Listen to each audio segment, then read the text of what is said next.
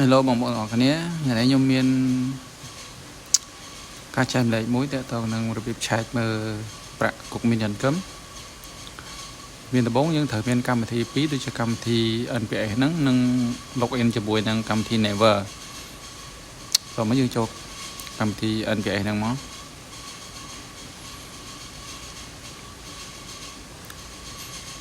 តោះមកយើងចុចពាក្យ Sichak-Haki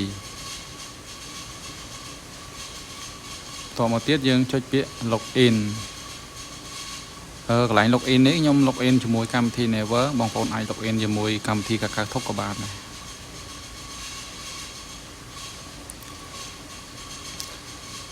ម្ដងកន្លែងនេះយើងចុចពាក្យ term